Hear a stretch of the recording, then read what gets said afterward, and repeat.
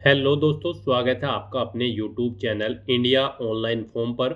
आज की इस वीडियो में हम बात करेंगे यूपी पुलिस कांस्टेबल की नई भर्ती के बारे में। जी हां दोस्तों, उत्तर प्रदेश पुलिस भर्ती एवं प्रोन्नति बोर्ड ने कांस्टेबल के 32,669 खाली पदों को भरने के लिए नोटिफिकेशन रिलीज कर दिया है। कैसे आप इस भर्ती में पार्टिसिपेट करने के लिए अपने फॉर्म अप्लाई कर सकते हो बिना कोई मिस्टेक किए हुए, इसकी पूरी जानकारी हम आपको step by step one time registration से लेकर प्रिंट तक इस वीडियो में देंगे। बस आपको इस वीडियो को स्किप के बिना शुरू से लेकर एंड तक देखना है। उसके बाद वीडियो पसंद आए तो इसे लाइक और शेयर कर दें। चैनल पर नए हो तो इसे सब्सक्राइब कर लें। साथ ही साथ आपको यहाँ पर फॉर्म अप्लाई करते हुए जो जो भी प्रॉब्लम सामने आ रही है उन सभी का हल आपको इस वीडियो में मिल जाएगा।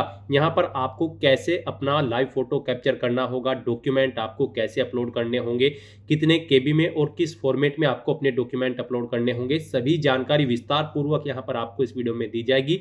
बस आपको आखिर तक हमारे साथ इस वीडियो में बने रहना है। तो बिना कोई वक्त गंवाए चलिए शुरू करते हैं। आपको इस वीडियो की डिस्क्रिप्शन बॉक्स में हमारी वेबसाइट ejobshub.blogspot.com का ये पेज मिल जाएगा। यहाँ पर आपको इस भर्ती के रिगार्डिंग सभी डिटेल्स प्रोवाइड कर दी गई है। Uttar Pradesh police recruitment and promotion board यानी कि यूपी पुलिस ने कांस्टेबल के 32,669 खाली पदों को भरने के लिए नोटिफिकेशन रिलीज कर दिया है। आप 30 जनवरी 2026 तक अपने फॉर्म अप्लाई कर सकते हो। 21,700 से 69,100 के बीच में सैलरी आपको प्रोवाइड कराई जाएगी। 12वीं पास कैंडिडेट एलिजिबल हैं, अप्लाई कर सकते हैं। मेल कैंडिडेट के लिए 18 से 22 साल आयु सीमा है, फीमेल के लिए 18 से 25। अनरिजर्व ईडब्ल्यूएस ओबीसी के लिए 500 रुपये फीस है, एससी एसटी के लिए 400, जो कि आप ऑनलाइन मोड से जमा करा सकते हो। यहाँ पर आप ऑल इंडिया से ऑनलाइन मोड में अप्लाई कर सकते हो। उसके लिए आपको इस पेज को नीचे स्क्रॉल डाउन करते हुए इंपॉर्टेंट लिंक सेक्शन में आना है। ऑफिशियल नोटिफिकेशन पीडीएफ लिंक पर क्लिक करके इस भर्ती के नोटिफिकेशन को ओपन करके इसमें से आपको पूरी डिटेल रीड कर लेनी है। यहाँ पर आपको सभी डिटेल्स प्रोवाइड कर दी गई है, जैसे कि किस कैटेगरी के लिए, किस पोस्ट के लिए कितनी वैकेंसीज है, कैसे आप अप्लाई करोगे, क्या आपका एलिजिबिलिटी क्राइटेरिया यहाँ पर रखा गया है। सभी जानकारी आपको इस ऑफिशियल एडवर्टाइजमेंट में दे दी गई है। आप सभी डिटेल्स यहाँ से रीड करेंगे, उसके बाद अपने फॉर्म अप्लाई कर लेंगे। फॉर्म अप्लाई करने के लिए भी आपको हमारी वेबसाइट के इसी पेज पर ही अप्लाई ऑनलाइन का लिंक दिया गया है। जैसे ही आप इस लिंक पर क्लिक करेंगे, आपके सामने उत्तर प्रदेश पुलिस भर्ती एवं प्रोन्नति बोर्ड का ये पोर्टल ओपन होगा। यहाँ पर आने के बाद आपको कुछ जनरल इंस्ट्रक्शंस दिए गए हैं। अपना ओटीआर करने से पहले आपको इन्हें केयरफुली रीड करना है। उसके बाद आपको ओके के इस ऑप्शन पर क्लिक करना है। फिर आपके सामने यहाँ पर उत्तर प्रदेश पुलिस की वेबसाइट ओपन हो जाएगी। यहाँ पर गाइज, अगर आपने पहले से रजिस्ट्रेशन कर रखा है तो आपको लॉगिन करके अपना फॉर्म अप्लाई करना है। लॉगिन करने के लिए आपके पास 3 ऑप्शन है। आप यहाँ पर लॉगिन विद अकाउंट या फिर लॉगिन विद आधार आईडी या फिर लॉगिन विद डिजी लॉकर के ऑप्शन पर क्लिक करके इन तीनों ऑप्शन में से किसी भी एक ऑप्शन का यूज करते हुए लॉगिन करके अपना फॉर्म अप्लाई कर सकते हो।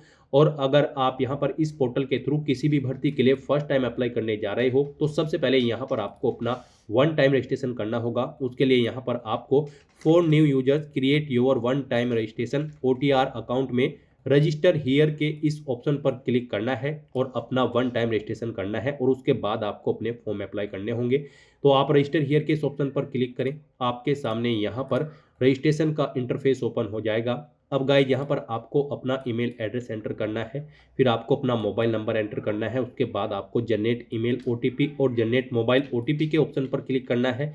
फिर आपकी ईमेल आईडी और मोबाइल नंबर पर ओटीपी आएंगे, वो ओटीपी आपको यहाँ पर एंटर करने हैं। और उसके बाद आपको वेरीफाई एंड प्रोसीड के इस ऑप्शन पर क्लिक करके अपनी ईमेल आईडी और मोबाइल नंबर को वेरीफाई करना है। इस तरह से यहाँ पर आपका मोबाइल नंबर और ईमेल आईडी सक्सेसफुली वेरीफाई हो जाएगी। फिर यहाँ पर आपको अपना वेरिफिकेशन कंप्लीट करना है। सबसे पहले यहाँ पर आपको चेक बॉक्स को ओके करना है कि यहाँ पर आपने अपनी 18 साल आयु कंप्लीट कर ली है। फिर यहाँ पर आपको अपनी सहमति प्रदान करनी है अपनी वेरिफिकेशन के लिए। उसके लिए आपको ये डिटेल हिंदी और इंग्लिश में प्रोवाइड कराई गई है। आप किसी भी लैंग्वेज में रीड करने के बाद यहाँ पर इस चेकबॉक्स को ओके करें। सुनना चाहते हैं तो इस ऑप्शन पर क्लिक करके आप इस डिटेल को सुन भी सकते हैं और फिर आप अपनी सहमति यहाँ पर प्रोवाइड करा सकते हैं। उसके बाद यहाँ पर आपको अपना वेरिफिकेशन करना है। यहाँ पर आप अपना वेरिफिकेशन 2 तरह से कर सकते हो।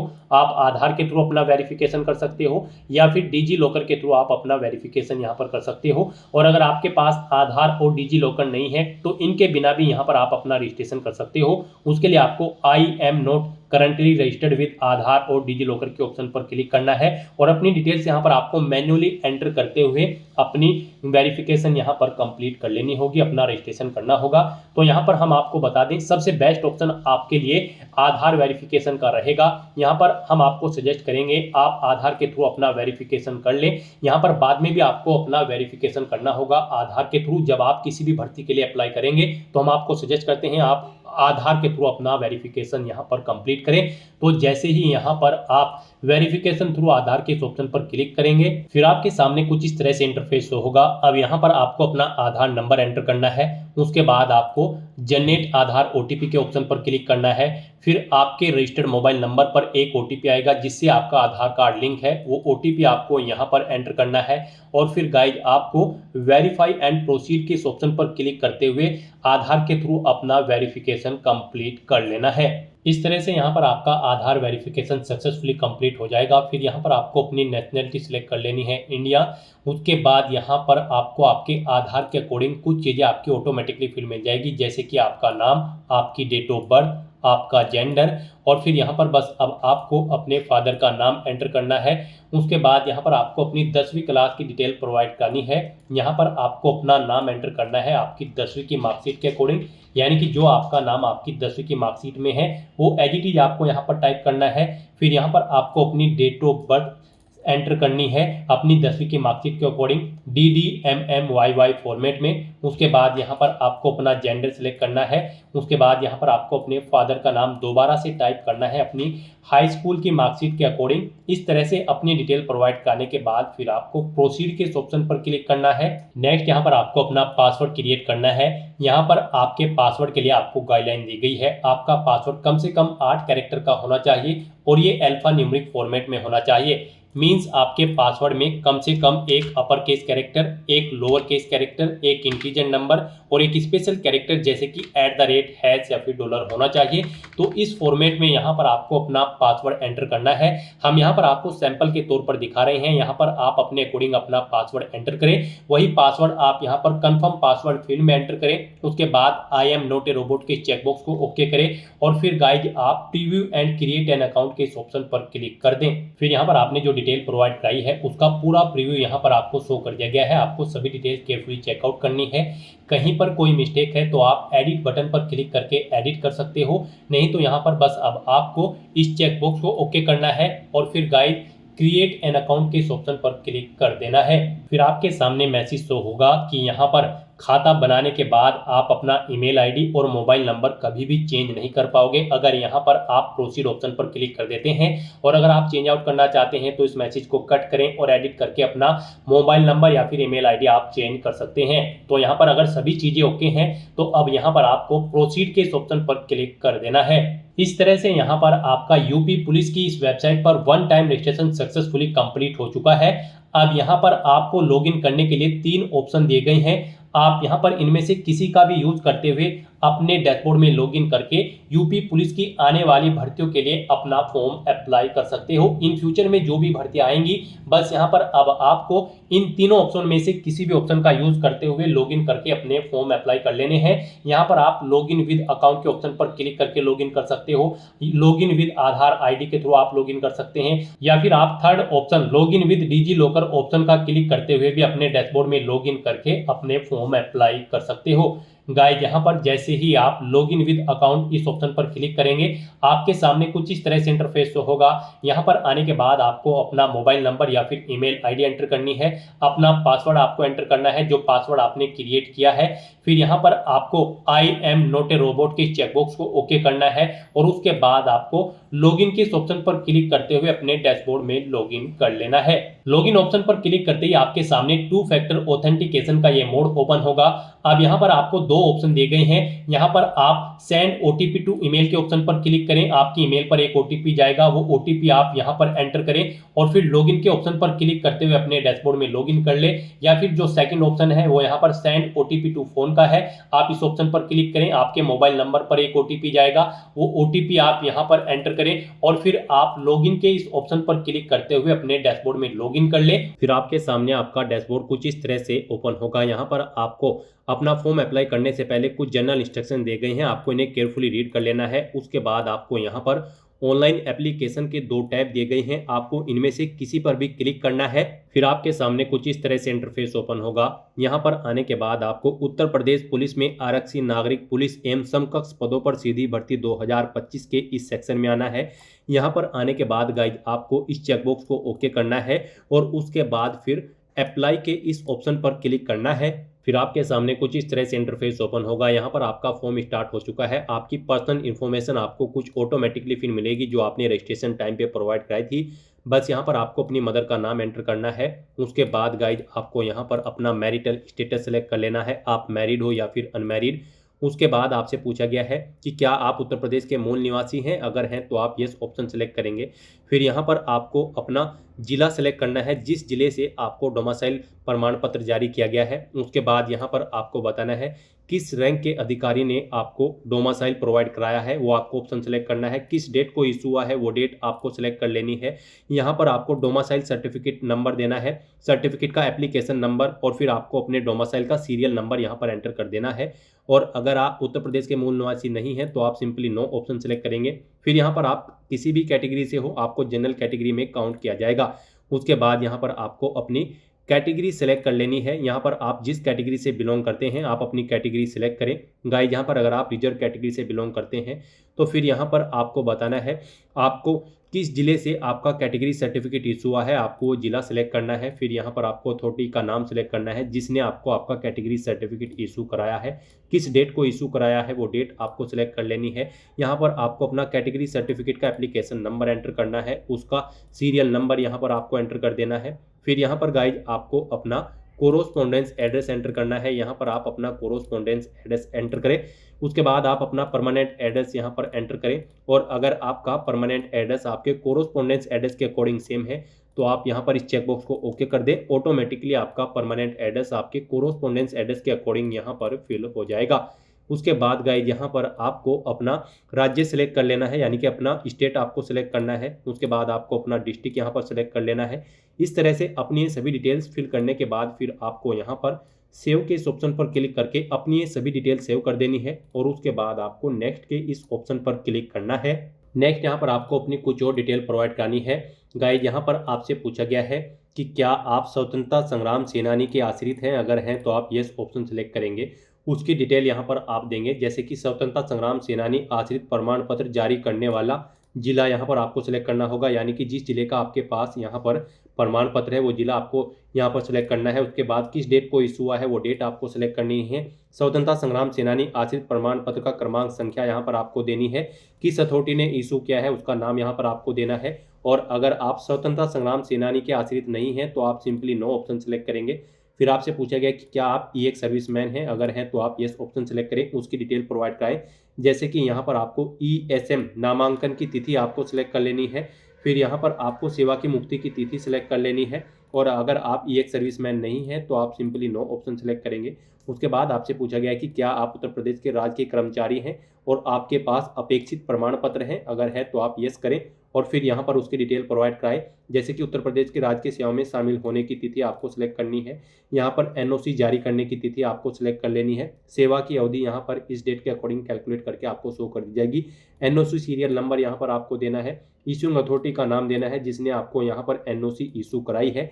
और अगर आप यहाँ पर उत्तर प्रदेश के राज्य के कर्मचारी नहीं हैं तो आप सिंपली नो ऑप्शन सेलेक्ट करेंगे, फिर आपको आगे की डिटेल नहीं देनी होगी।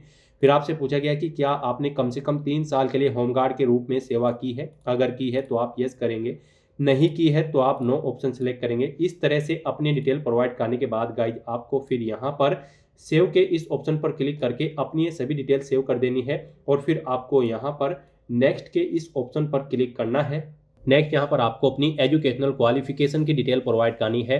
गाइस यहाँ पर यूपी पुलिस कांस्टेबल की इस भर्ती में पार्टिसिपेट करने के लिए आपका 12वीं क्लास पास आउट होना जरूरी है या फिर इसके इक्विवेलेंट क्वालिफिकेशन आपकी होनी चाहिए। तो यहाँ पर आपको अपनी 10वीं और 12वीं क्लास की डिटेल देनी है। गाइस यहाँ पर अगर आपने इस पोर्टल के थ्रू पहले भी किसी भर्ती के लिए अपना फॉर्म अप्लाई किया है और उसमें आपने अपनी 10वीं क्लास की डिटेल प्रोवाइड कराई होगी तो वो डिटेल यहाँ पर आपको ऑटोमेटिकली फिर मिलेगी। इसमें अगर आप कुछ एडिट करना चाहते हैं तो आप पेंसिल के इस ऑप्शन पर क्लिक करके आप एडिट कर सकते हैं।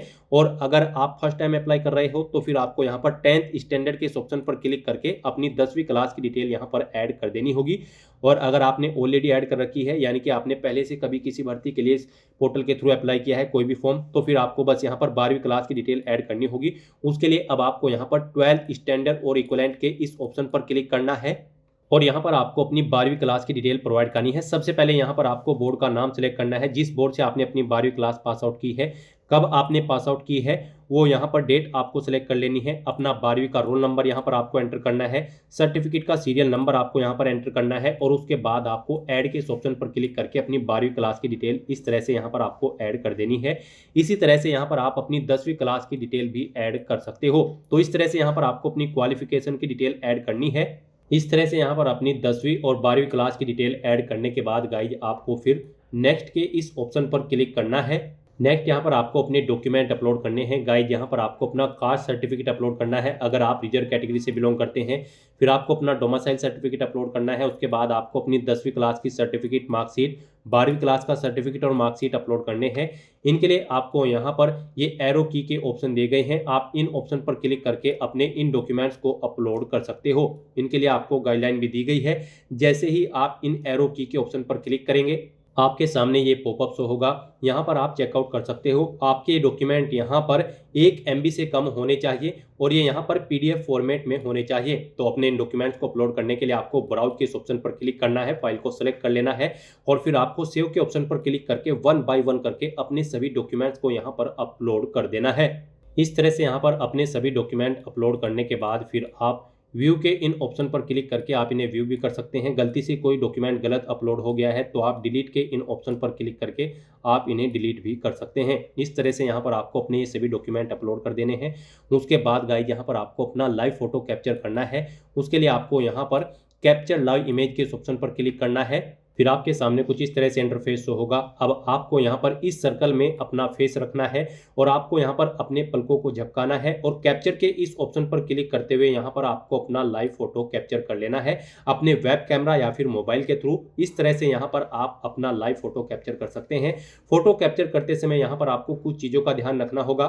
यहाँ पर जब आप अपना फोटो कैप्चर करेंगे आपका चेहरा बिल्कुल स्पष्ट होना चाहिए, किसी तरह से किसी आभूषण वगैरह या फिर कपड़े से ढका हुआ नहीं होना चाहिए। फोटो कैप्चर करते समय यहाँ पर आपको जिस स्थान पर आप अपना फोटो कैप्चर करेंगे वहां पर सिंपल बैकग्राउंड होना चाहिए और प्रॉपर वे में लाइट होनी चाहिए। आपको अपने चेहरे पर कोई सनग्लासेस वगैरह नहीं पहनना है, कानों में कोई ईयरफोन्स वगैरह नहीं लगाने हैं। यहाँ पर आपको ये इंस्ट्रक्शन दी गई हैं, इन्हें ध्यान में रखते हुए आपको अपना फोटो कैप्चर करना है। साथ ही साथ गाइज आपको यहाँ पर कुछ सैंपल भी दिए गए हैं। यहाँ पर सैंपल ऑफ फ्यू रिजेक्टेबल फोटोज आपको यहाँ पर इस ऑप्शन पर क्लिक करना है और चेकआउट कर लेना है कि किस तरह के फोटो आपके एक्सेप्टेबल होंगे और किस तरह के फोटो यहाँ पर आपके एक्सेप्टेबल नहीं होंगे। तो जैसे ही आप इस ऑप्शन पर क्लिक करेंगे आपके सामने ये पॉपअप शो होगा, यहाँ से आप चेकआउट कर सकते हो। इस फॉर्मेट में आपके फोटो एक्सेप्टेबल नहीं होंगे, यहाँ पर आपको बता दिया गया है और केवल इस फॉर्मेट में यहाँ पर आपका फोटो एक्सेप्टेबल होगा। आपको सर्कल के बीचों बीच अपना फेस रखना है, प्रॉपर वे में लाइट रखनी है, तभी आपका फोटो यहाँ पर एक्सेप्टेबल होगा। तो इस फॉर्मेट में आपका फोटो एक्सेप्टेबल होगा।